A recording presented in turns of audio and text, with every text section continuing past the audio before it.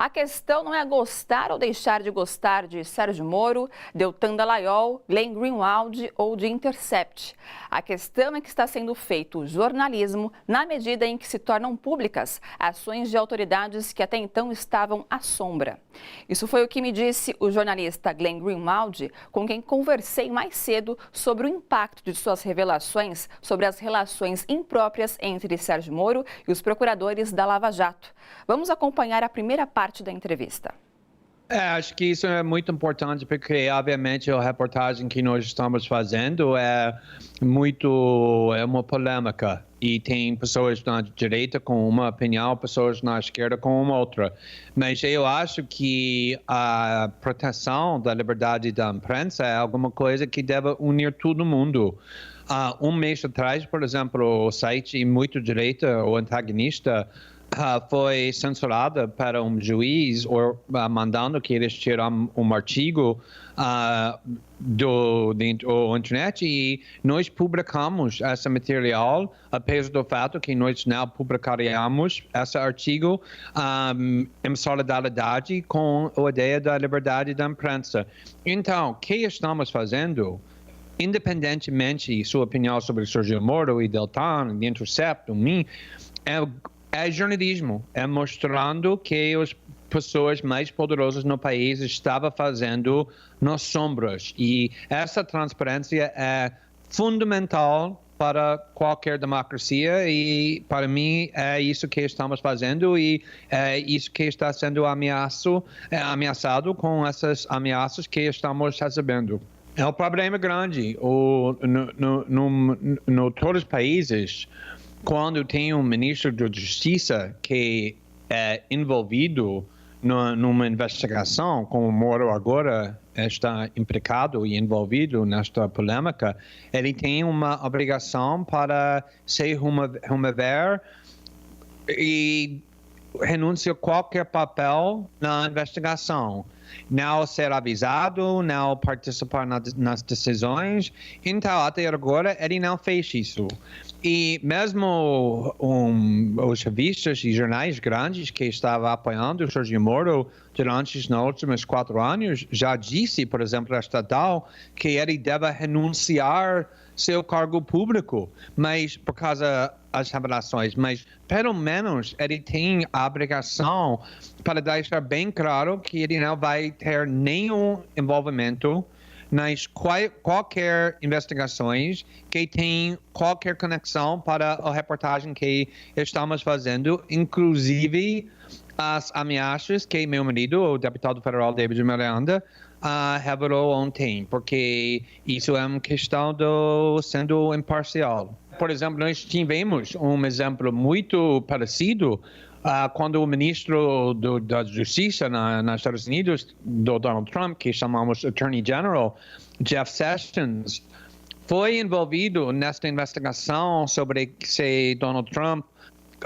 trabalhava com Rússia para interferir nas eleições de 2016 e de imediatamente o Jeff Sessions disse que eu não vou ter nenhum envolvimento nesta investigação e por causa disso eles contrataram um outro procurador com muita experiência e ele mandou a investigação e o Jeff Sessions não tinha nenhum envolvimento porque ele não conseguiu fazer nenhum trabalho justo porque ele estava trabalhando por presidente Trump, exatamente como Sérgio Moro está trabalhando por Jair Bolsonaro. Então, você não pode ser um juiz nesse seu próprio caso. Isso é o caso do Sérgio Moro. Outra coisa é que advogados nos Estados Unidos disseram que qualquer juiz, inclusive juízes que estão jogando as coisas mais pequenas, multas da carro por causa da velocidade alta, alguma coisa assim, qualquer juiz que foi pego fazendo o que Sérgio Moro fez no caso do Lula, o caso mais importante, colaborando em segredo com os procuradores, com certeza vai perder o cargo público de imediatamente. Mas no Brasil, até agora, isso não aconteceu. Apesar da gravidade do material que já divulgou, as novas revelações do jornalista Glenn Greenwald, que devem ser publicadas nos próximos dias, serão ainda mais explosivas. É sobre isso que Greenwald fala agora na segunda parte da entrevista feita pela internet. É parecido, mas é diferente também. Naquele caso do Snowden, estava sendo ameaçado pelo o governo mais poderoso no mundo, no governo dos Estados Unidos. Também no governo do Reino Unido, não só nos ameaçou, mas também botou meu marido. Ele foi detido no aeroporto, na Londres, 12 horas sob a lei antiterrorismo e quase botou ele na prisão. Estava ameaçando fazer isso o tempo todo.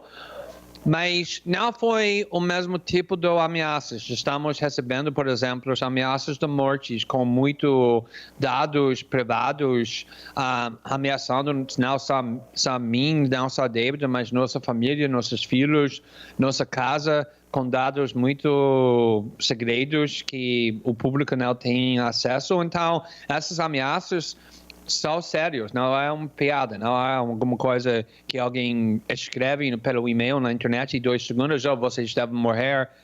São ameaças sérias.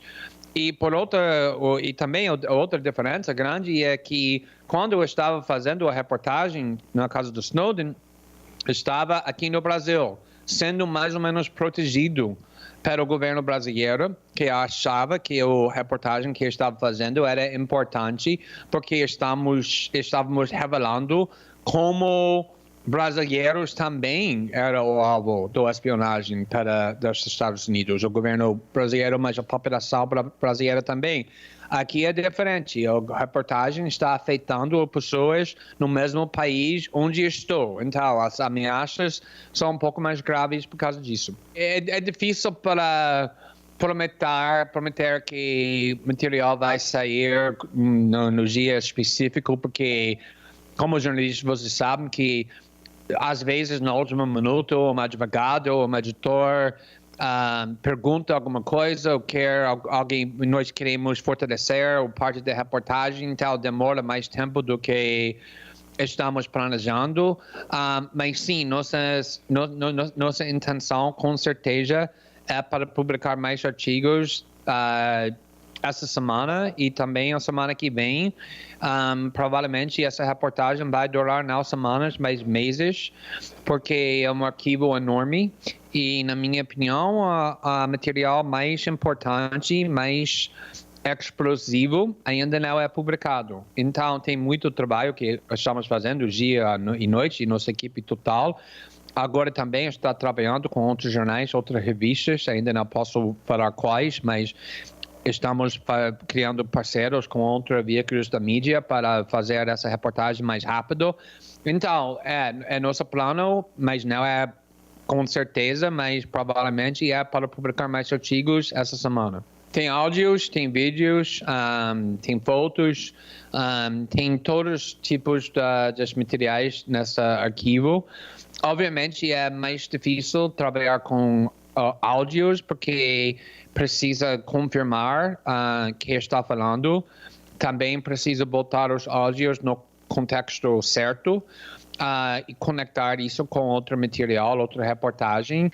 Então, provavelmente vai demorar mais tempo para os áudios relevantes no interesse público sair, mas sim, temos muitos áudios, muitos vídeos, muitas fotos, todo tipo de informação, além de conversas e documentos que já publicamos. Obviamente, eu acredito que a reportagem que já publicamos é muito grave, mostrando o comportamento antiético para a pessoa mais poderoso, o segundo mais poderoso no país, também a força-tarefa que botou o Lula, muitas outras pessoas na prisão. Eu acho que essas revelações de evidência é muito explosiva, mas para mim o comportamento mais corrupto, mais grave é informação que ainda não é publicado, mas que vai ser publicado logo. Um trecho das conversas entre Sérgio Moro e o procurador Deltan Dallagnol, que acaba de ser divulgado, revela que o ex-juiz discordou de investigações sobre o ex-presidente Fernando Henrique Cardoso na Lava Jato. Moro argumentou que não queria, abre aspas, melindrar alguém cujo apoio é importante, fecha aspas. O diálogo ocorreu em 13 de abril de 2017, um dia depois de o Jornal Nacional ter veiculado uma reportagem a respeito de suspeitas contra o tucano. Naquele dia, Moro chamou Deltan Dallagnol em um chat privado no Telegram para falar sobre o assunto.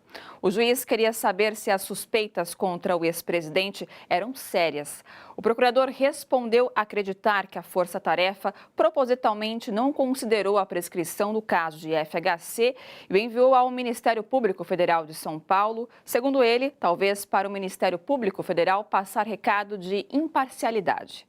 Fernando Henrique Cardoso foi citado na Lava Jato pelo menos 9 vezes. Caso fossem investigados e comprovados, nem todos os possíveis crimes cometidos pelo ex-presidente estariam prescritos. Para os procuradores, era importante incluir o PSDB no rol de investigados para acalmar o ânimo dos críticos que os acusavam de perseguir o PT.